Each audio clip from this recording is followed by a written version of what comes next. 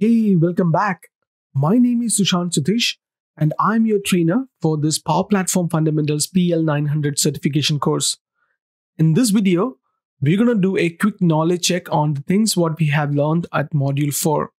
So without wasting any more time, let's get into it.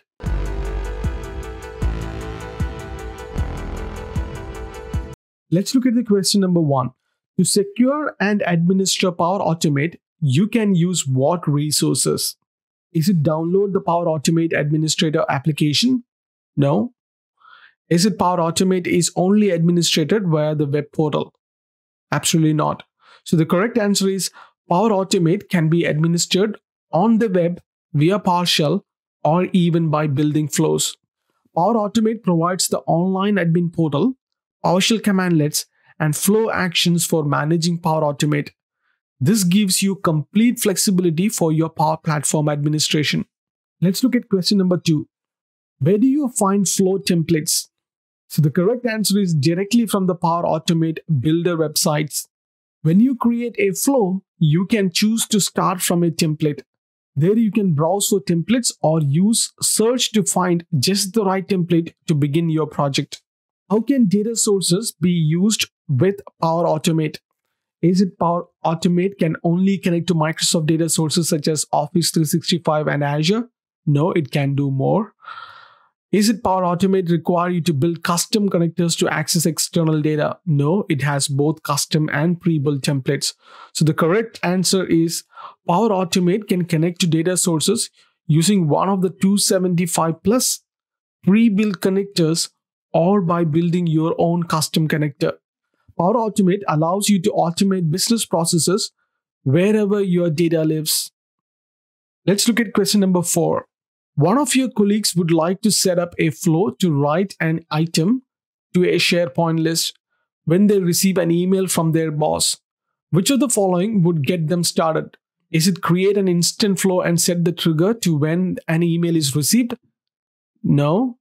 Is it create an automated flow when only one action create an item in SharePoint? Absolutely not. So the correct answer is see if any templates are available for this scenario. If one exists, use that. Otherwise, create a blank flow with a when an email is received trigger. So don't discount the template store in Power Automate.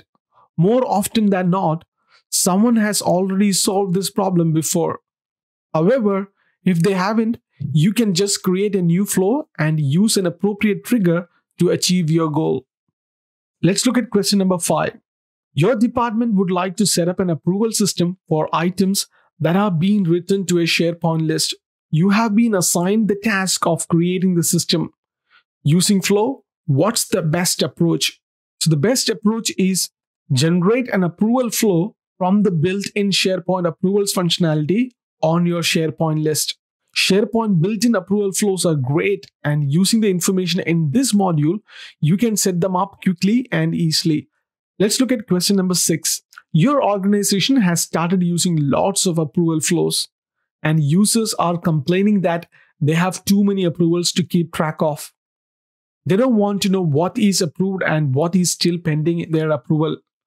What is the easiest way for them to check?